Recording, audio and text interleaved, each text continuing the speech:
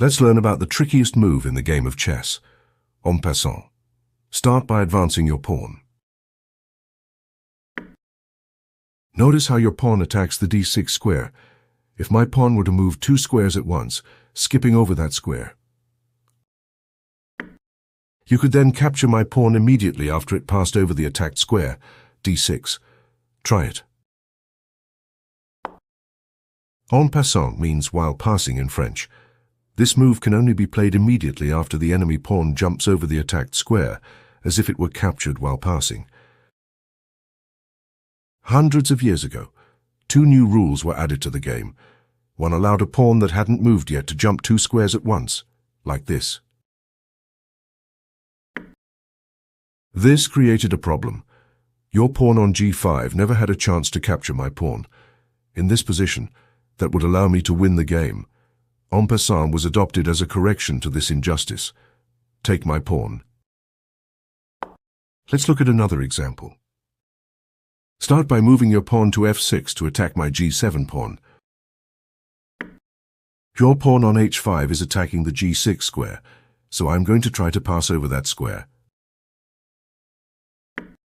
By employing en passant, you can capture my pawn immediately after it jumps over the g6 square. This special move can only be played immediately after the pawn has skipped over the attacked square. Let's look at this position with many more pieces on the board. I move my rook to prepare pushing my pawn from b7 to b5. Push your pawn to a5 to anticipate this. Your pawn attacks the b6 square. If I continue with my plan, droit, you can capture en passant. Exactly. Let's practice en passant. In this position, we have the same number of pawns. What if I advance my pawn from f7 to f5? There are 2 ways to capture this pawn. Which capture is en passant? Excellent. You're getting the hang of this tricky move. We both have a single pawn, but your king is more active than mine. Your move. My pawn cannot be defended, so I may as well advance it. My pawn jumped past yours, leaping over the square that was attacked. Any ideas? Bravo! You captured my pawn en passant. My king is about to capture your pawn on d5. How can you prevent this? Nice move. If I capture, you will have a passed pawn. What if I advance my pawn forward 2 squares?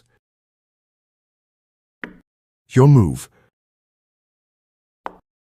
You spotted the en passant capture. Nicely done. What about this position? If I advance my pawn from c7 to c5, you have 2 ways to capture the pawn on c5. How could you capture it en passant? Nicely done. Now let's look at some challenging examples. It's my turn. Perhaps I will attack your queen with my pawn.